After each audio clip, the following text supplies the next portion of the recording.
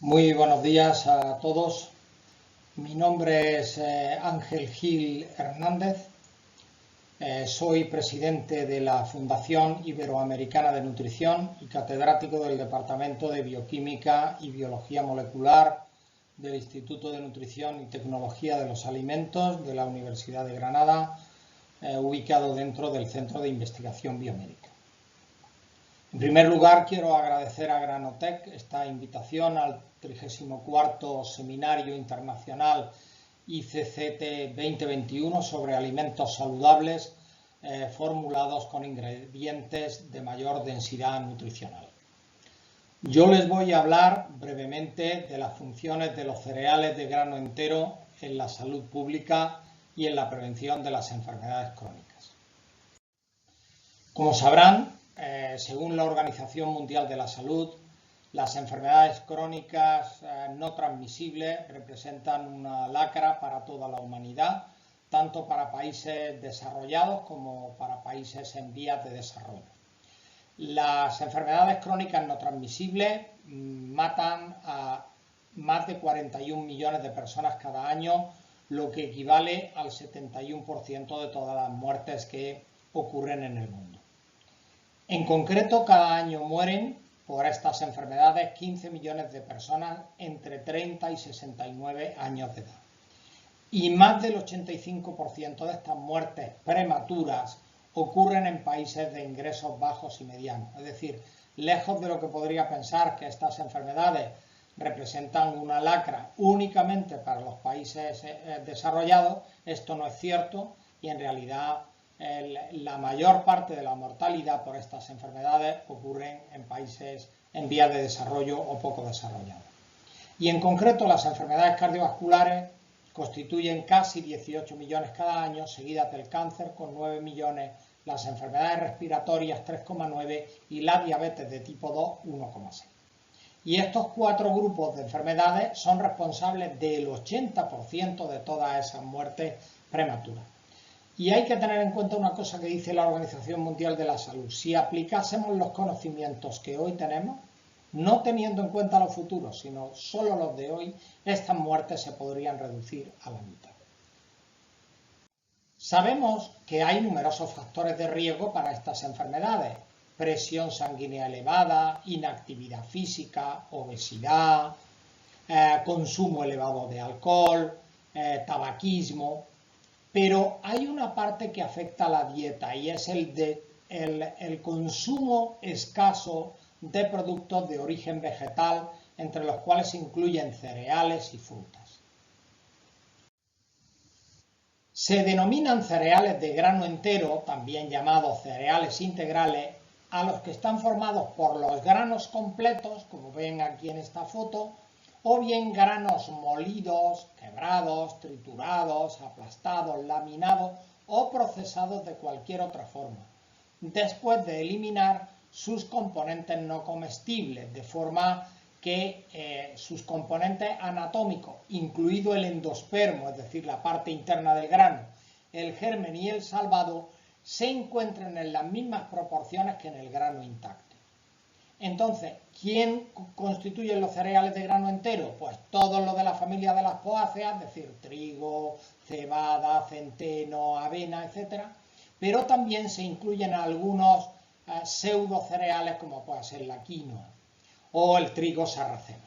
De manera que este es un gran grupo de alimentos.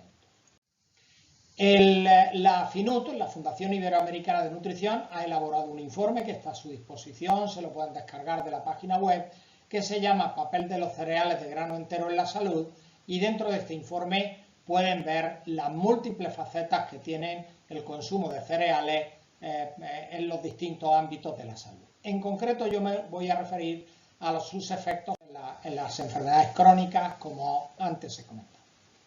Algunos metaanálisis, bastante reciente, sobre el consumo de cereales de grano entero en relación a la mortalidad por todas las causas, la enfermedad cardiovascular y la diabetes, lo que nos dice es que el consumo de una ración diaria de estos cereales, lo que podría ser alrededor de unos 30 gramos día, disminuye el riesgo de mortalidad en un 7% con un intervalo del 5 al 9%.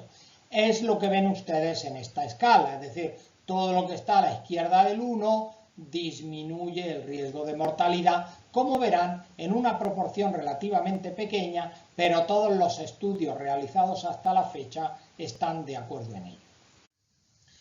Cuando nosotros analizamos los estudios realizados, por ejemplo, con cardiopatía coronaria, pues vemos que el riesgo disminuye prácticamente un 19%. Piensen que el 1 es el punto de referencia. Todo lo que está por debajo del 1 es disminuir el riesgo relativo.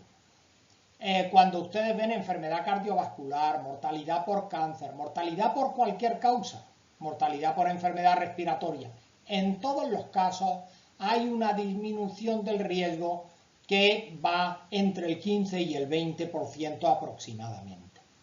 Si bien hay algunas otras enfermedades en las que no aparece efecto, como pueden ser enfermedades del sistema nervioso. Así que globalmente el consumo de una ración diaria de 30 gramos día disminuye la mortalidad por numerosas enfermedades crónicas no transmisibles. Hay estudios concretos en relación con la obesidad, que como saben es la gran pandemia del siglo XXI, porque afecta a numerosos países y en un grado relativamente importante. Este es el caso de América Latina y de países en concreto como Chile, al igual que España, donde la incidencia de sobrepeso y obesidad es muy elevado tanto en la población adulta como en la población infantil. Si ven este estudio de Mackie, que también es un estudio, es un metaanálisis, es decir, un estudio de conjunto de todos los estudios observacionales y controlados, se observa que conforme vamos tomando más granos enteros, ven aquí, 20 gramos, 40, 60, 80, 100, 120, el mayor consumo de granos se relaciona con una menor obesidad. Es decir, tanto en cuanto consumimos más cereales de grano entero, hay una disminución de la prevalencia de obesidad. Esto se puede ver no solo en estudios de cohortes, es decir, estudios que se siguen a largo plazo de grandes poblaciones, sino que haciendo estudios de intervención, es decir, tomamos una cantidad y la damos a individuos durante un tiempo concreto en sistemas controlados, pues vemos también que hay una disminución del riesgo en la mayor parte de los estudios, en el que administrando de 30 a 60 gramos día, es decir, 1 a 2 raciones, disminuye el riesgo de ser obeso. Esto ocurre, como antes decía, en estudios tanto observacionales como de intervención, pero además cuando vemos factores de riesgo asociados a la obesidad, como puedan ser el colesterol total, la presión arterial, la hemoglobina glicosilada, también vemos que hay disminuciones del riesgo relativo. Es decir, el consumo de cereales de grano entero se asocia a una menor incidencia de factores de riesgo relacionados con la obesidad. Y cuando vemos estudios de cohorte, es decir, poblaciones seguidas a largo tiempo, verán con numerosísimos sujetos, 74.000, 27.000, 18.000, 120.000 sujetos, es decir, en grandes estudios que se siguen durante muchos años, de 5 o más años, en todos ellos se observa, o en la mayor parte de ellos se observa, que la ingesta de cereales se asocia inversamente con la ganancia de peso. En lo que se refiere al síndrome metabólico, que es un agregado de alteraciones clínicas y bioquímicas que conducen sobre todo a diabetes, el consumo de cereales de forma regular tiene efectos beneficiosos en la prevalencia y en la prevención del síndrome y también en sus componentes, es decir, triglicéridos elevados, la propia obesidad, HDL, colesterol baja, etc. La ingesta de dieta rica en cereales contribuye a mejorar el síndrome metabólico y a disminuir los factores de riesgo de enfermedades relacionadas como la enfermedad cardiovascular y la diabetes de tipo 2. Y los estudios de intervención, aunque son mucho más escasos que los observacionales, no siempre encuentran efectos positivos, pero esto en parte se debe a la gran variabilidad en los estudios y al escaso número de participantes y a los tiempos muy cortos de intervención, lo que indica que hay que hacer estudios más a largo plazo para evaluar el efecto de los cereales de grano entero sobre el síndrome metabólico. Por lo que se refiere concretamente a la prevalencia de diabetes de tipo 2, aquí ven de nuevo un metaanálisis del estudio de Lee que antes me referí. El consumo de una ración diaria de cereales de grano entero se asocia a menor prevalencia de la diabetes de tipo 2. Y ya para finalizar este aspecto, en un estudio de Aune, una de las personas que ha trabajado en esta monografía de la FINUT, pues pueden ver que existe una relación inversa entre el consumo de cereales integrales y la mortalidad por enfermedades cardiovasculares, existiendo una disminución del riesgo que oscila aproximadamente entre el 10 y el 25%. Pero todos los estudios son muy homogéneos. Y fíjense además que tanto en cuanto el consumo de granos aumenta hasta del orden de 220 gramos día, esos efectos son más patentes, de manera que el riesgo relativo llega a disminuir hasta el 40%.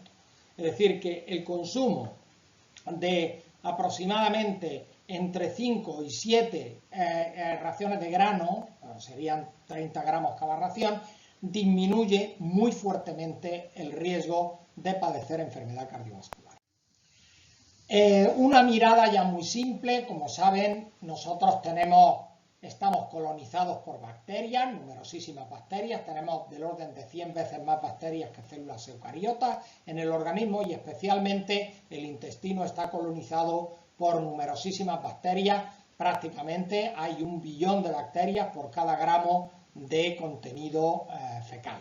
Pues bien, estas bacterias en la microbiota intestinal fermenta la fibra dietética que está presente, entre otros alimentos, en los cereales.